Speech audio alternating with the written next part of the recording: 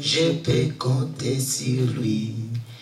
Dieu est fidèle, je le crois.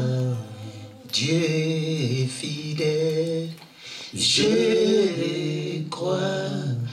Par sa parole, oui, il me conduit.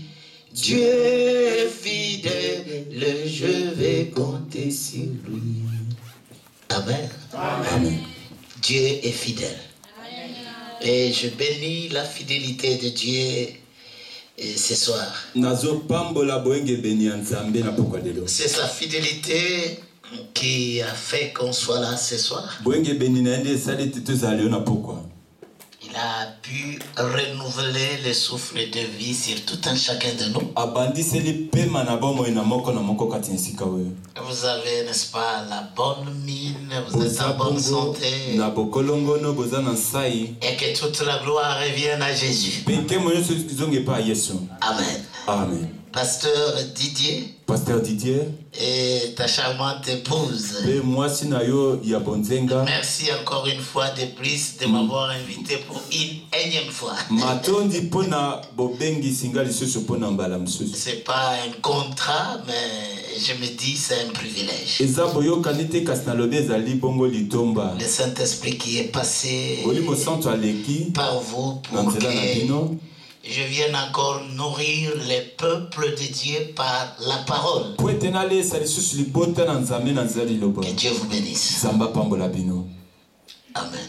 Amen. Et que Dieu bénisse tous les saints qui sont là présents. Femmes et hommes, madames et messieurs. Pour votre présence.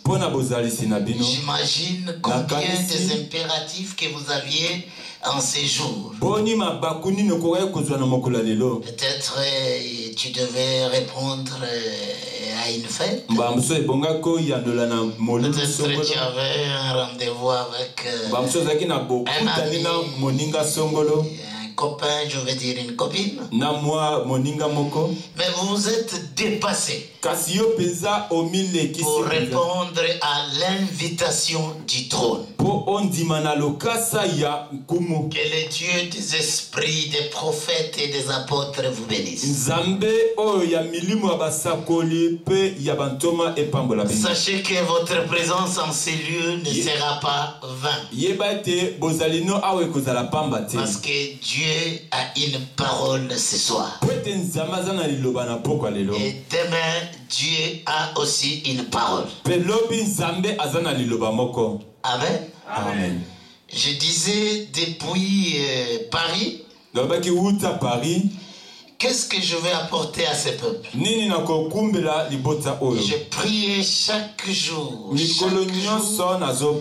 pour que Dieu me donne vos cœurs et que j'arrive à vous communiquer réellement la pensée de Dieu par rapport à vos besoins spirituels.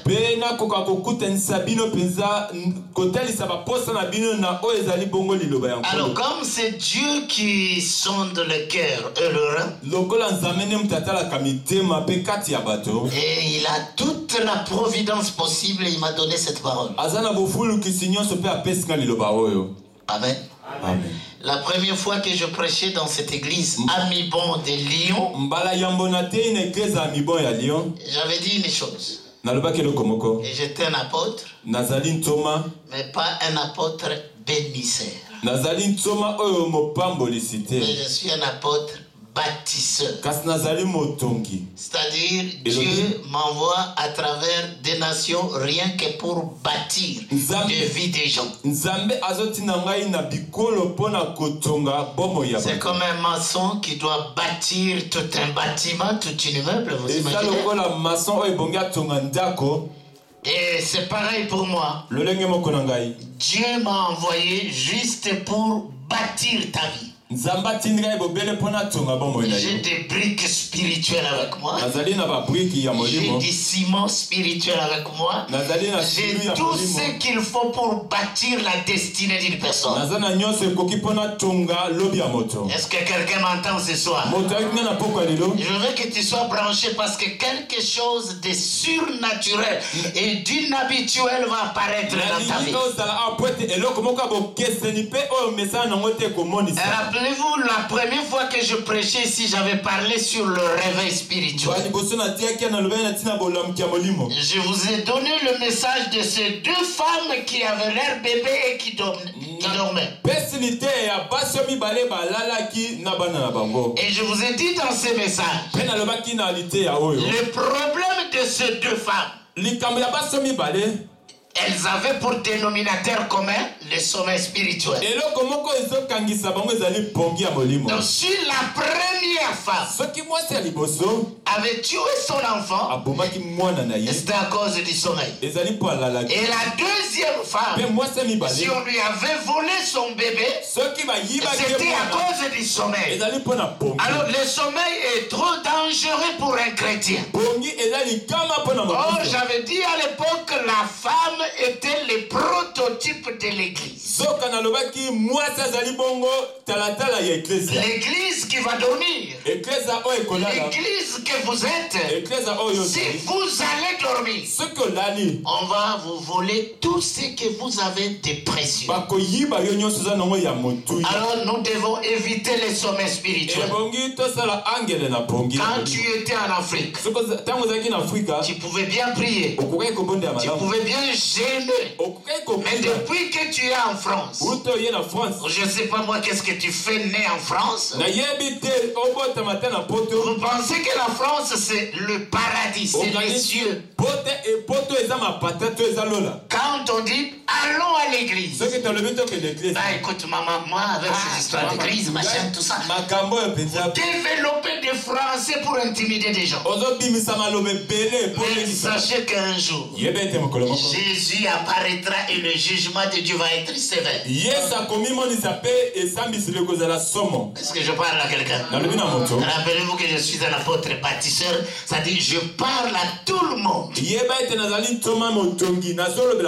Moi je parle un évangile de compromission, non?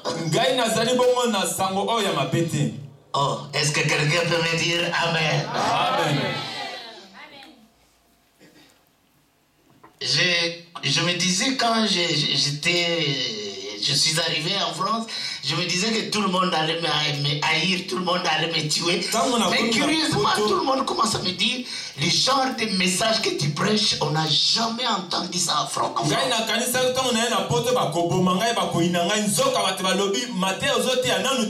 Parce qu'ici on nous dit seulement, tu seras béni.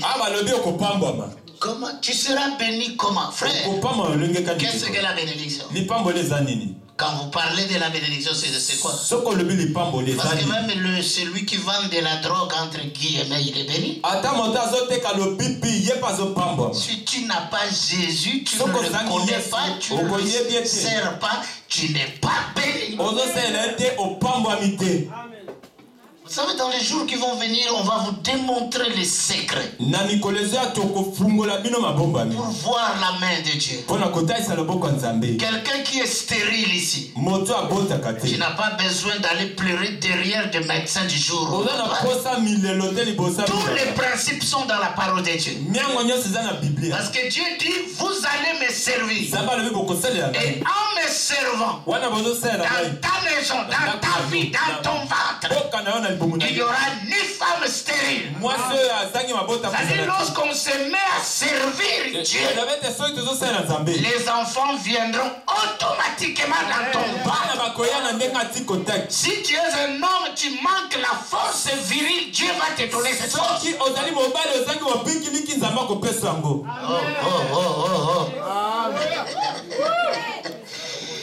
Vous devez m'aider à monter parce que moi la parole de Dieu c'est ma vie. Moi je n'ai pas désiré d'être pasteur ou de devenir apôtre.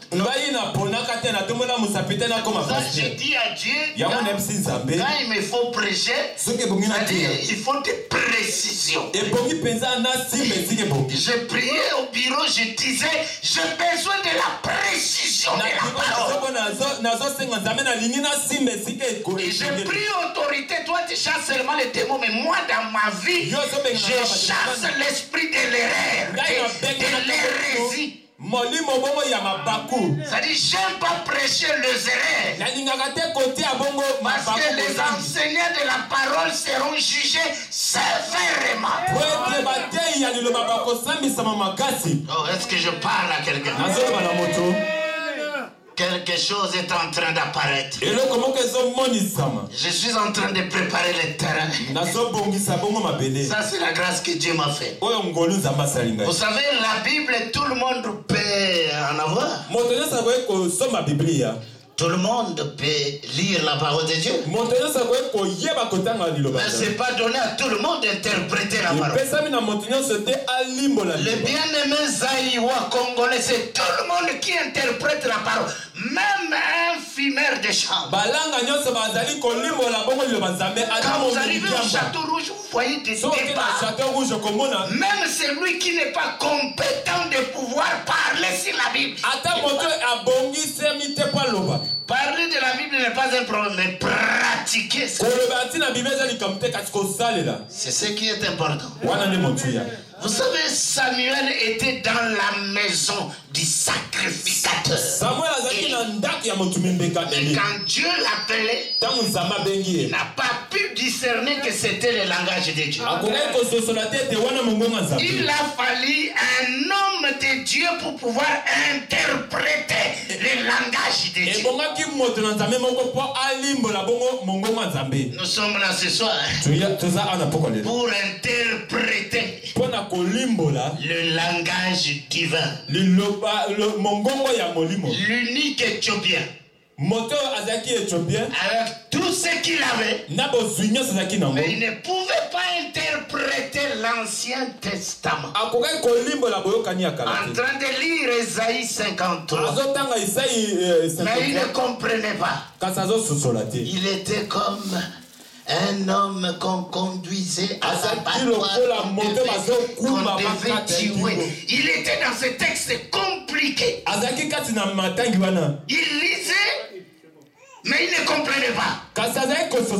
Il a fallu la présence de l'évangéliste ou du diacre Philippe. Il va lui poser la question, monsieur, comprends-tu ce que tu lis? Écoutez la réponse de ce monsieur qui siégeait aux côtés du roi. Il va dire, mais je n'ai personne pour pouvoir m'expliquer. Et la Bible dit, les paroliers, l'évangéliste Philippe va commencer à lui interpréter la parole. Et quand il a compris la parole, il a dit, mais l'eau est là, tu peux m'avoir baptisé. Donc s'il n'avait pas compris, il n'allait pas aussi être baptisé. C'est seulement quand il a compris, il a dit, donc la parole là c'est comme ça. L'homme qu'on amène à l'abattoir, c'est Jésus. L'innocent là. Il baptise, moi je crois à ce Messie. Alléluia. Je suis venu pour t'expliquer. Moi, j'ai récupéré des choses auprès du trône. Je fais un voyage pour récupérer les choses auprès du trône. Et je suis venu vous les transmettre par la grâce de Dieu. Quelqu'un peut me dire Amen? Amen. Je vais monter. Quelqu'un peut me dire Amen? Amen. Amen. Ou bien je dépose le micro. Vous voulez que je dépose le micro? Nous allons lire dans Jean chapitre 5. Jean chapitre 5. À partir du verset 1 à verset 10. Kino Yami Palé. Tommy. Now Doge. Dej. Eso Angola. Je lis au nom de l'Éternel. Qu'est-ce que tout le monde dit? Jean chapitre 5. Jean. Capítulo 5. Jean 5. À partir du verset 1 à 10. Verset 1 à 10. Je lis au nom de l'Éternel. Amen. Après cela, il y eut une fête des Juifs et Jésus monta à Jérusalem. Or, à Jérusalem, près de la porte des brebis, il y a une piscine qui s'appelle en hébreu Bethesda et qui a 5 portiques. Sous ces portiques étaient couchés en grand nombre des malades, des aveugles, des boiteux, des paralytiques qui attendaient le mouvement de l'eau. Car un ange descendait de temps en temps dans la piscine et agitait l'eau. Et celui qui descendait le premier, après que l'eau avait été agitée, était guéri, quelle que fût sa maladie. Là se trouvait un homme malade depuis 38 ans. Là se trouvait un homme malade depuis 38. Ça, il faut noter, parce que c'est de ces messieurs que je vais parler. C'est là où se trouve même la révélation de mon message. Là se trouvait un homme malade depuis 38 ans. Jésus, l'ayant vu coucher, et sachant qu'il était déjà malade depuis longtemps, lui dit: veux-tu être guéri? Le malade lui répondit: Seigneur, je n'ai personne pour me jeter dans la piscine quand l'eau est agitée. Et pendant que j'y vais, un autre descend avant moi. Lève-toi, lui dit Jésus. Prends ton lit et marche. Aussitôt, cet homme fut guéri. Il prit son lit et marcha. C'était un jour de sabbat. Les Juifs dirent donc à celui qui avait été guéri: c'est le sabbat. Il n'était pas permis d'emporter ton lit. Parole de l'Éternel. Amen. Amen. Est-ce qu'on peut acclamer la parole qui est Jésus? Est-ce qu'il y a quelqu'un qui peut hurler pour le Seigneur? Que Dieu vous bénisse. Amen. Amen. Gloire à Jésus. La restauration divine. Restauration divine. Ça, c'est un homme de Dieu qui est inspiré.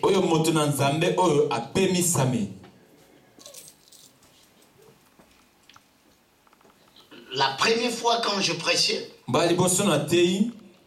on parle de la restauration. Si seulement il y a des choses qui ont été détruites.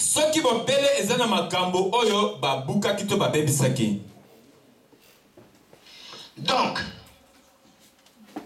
Dieu c'est celui qui crée. Mais le diable, c'est celui-là qui détruit. Alors, lorsqu'on parle de la restauration, nous sommes venus avec tout ce qu'il faut pour que tu sois réellement restauré.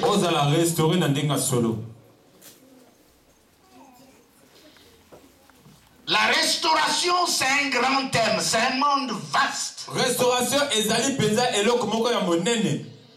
Parce qu'il y a la restauration des vies. Restauration ya bomo ezali. Il y a la restauration financière. Restauration ya misolo ezali. Il y a la restauration des familles en dislocation. Restauration ya mabota ezana bokabon ezali. Il y a la restauration des nations. Restauration ya bikolo pe ezali. Il y a la restauration de l'église. Restauration ya église ya pe. Pour la doctrine de l'église est plus celle que les apôtres et les prophètes ont enseignée. Je disais en cours de route avec mon frère Yves dans la voiture Aujourd'hui, être pasteur apôtre, il faut avoir un protocole qui vous transporte des sacs, des Bibles, des portables, des secrétaires. Mais quand tu étais chez toi là-bas, à Bangamoyo, quand tu étais chez toi, comment ça s'appelle? À Liflar ou quoi là? Tu avais quelqu'un qui pouvait porter ça. Soyons sérieux, frère. Soyons sérieux. Dieu t'a ramassé. Dieu t'a donné de l'importance.